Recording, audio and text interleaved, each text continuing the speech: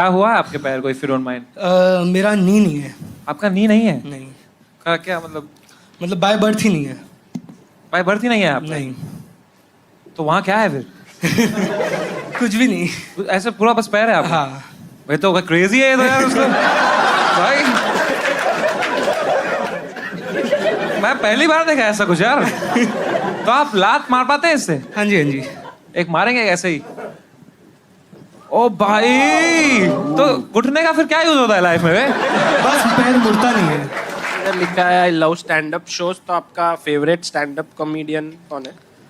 समय भाई बस्सी को जानते होंगे।